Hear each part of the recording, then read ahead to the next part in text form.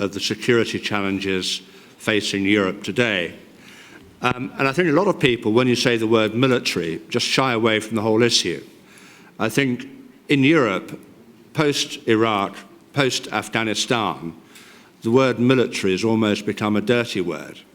And so when we look at the security challenges that Geoffrey just outlined that affect the future of this great continent, people very rarely talk about dealing with them in terms of a military response, or even them posing a military threat to our well-being.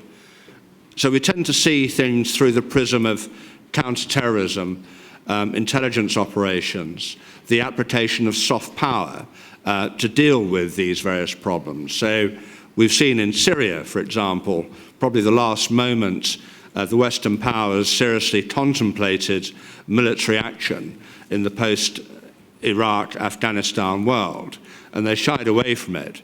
And we've got the resulting mess. Of course, at this very moment, there's yet another attempt going on between the Russians and the Americans to find a formula for a ceasefire. In fact, only last night I interviewed the Saudi foreign minister in London, Adel Al-Jaber, who is very involved in this process, who was saying, you know, we would love to have a ceasefire in Syria, but we insist that Assad must go. So in 5 years of bitter conflict, nothing very much has changed on that front. And closer to home here in Italy, we've still got the consequences of the last real military intervention undertaken by the Western powers 5 years ago to overthrow Colonel Muammar Gaddafi. At the time of that intervention, I was very much opposed to us taking military action against Gaddafi because I didn't see the Gaddafi regime as posing a threat to the well-being and security of Europe. I think you could argue that Al-Qaeda in Afghanistan after the 9/11 attack certainly did pose a threat to the well-being and security of Europe, which is why I supported that intervention. The whole argument about Saddam Hussein, of course, is a lot more, Saddam Hussein in Iraq is a lot more problematic. But I think the Libyan thing, the Libyan intervention of 2011 really turned our heads against the word military, and that's where we are today. And so we talk about counterterrorism, we talk about de-radicalization programs, we talk about building alliances with people that may be able to do the dirty work on our behalf. And in that context, of course, the Libyan transitional government was supposed to be our way into stabilizing Libya, thereby stopping the smuggling operations, the people smuggling operations, which have caused so much problems for southern Europe and are continuing to do so. Of course, that hasn't worked, and so what we're left with at the moment is this rather ineffective policing operation. It's not, I wouldn't describe what the EU is doing off Libya as a military operation, just as I wouldn't describe as what the EU and NATO and the Western powers are doing in Syria as a military operation. Now, within that context, we have to look at the potential of military threats. To say military is a dirty word, but when we look at all these threats, I think people are willing themselves not to see it in terms of a potential military threat per se to Europe and its allies. And I think there are many ways in which these current conflict-stroke problems could easily turn into a military dimension. I think we all are very well aware of what Vladimir Putin's Russia is capable of after the illegal annexation of Crimea. I personally think it's shameful, by the way, that the international community, and particularly Europe, seems to have completely forgotten that Crimea was illegally annexed. Whenever we talk to the Russians these days, we just talk about trying to persuade them to get out of eastern Ukraine. And the fate of Crimea is no longer on the table. And I think that's very important because that was a fundamental breach of international law and the international order that's persisted for the last for decades.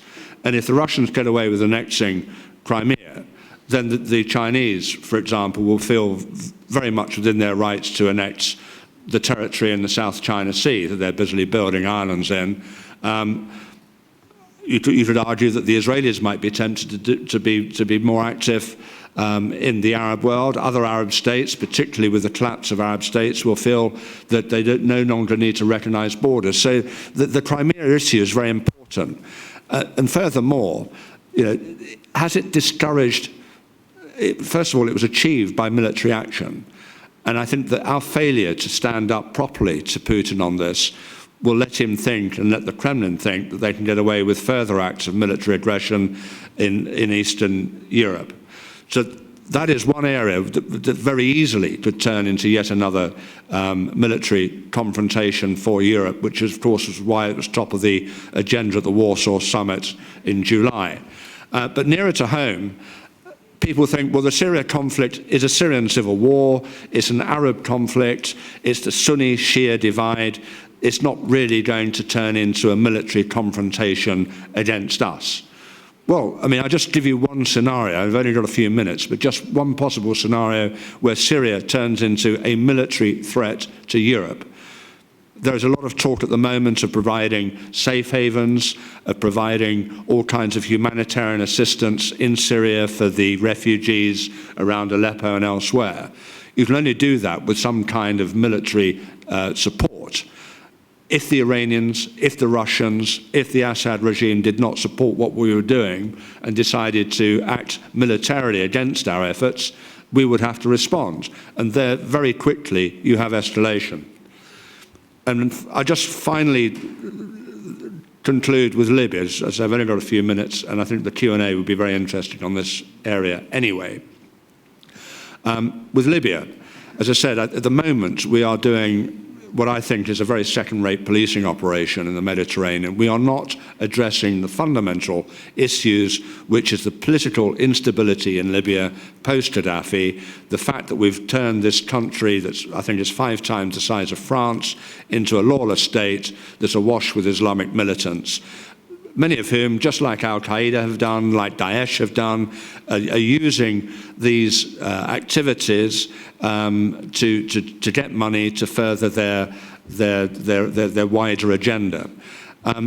We did, earlier this year, I remember talking to the Italian foreign minister at a conference in Venice when he was talking about a 10,000 EU force going into Libya as part of a stabilization force.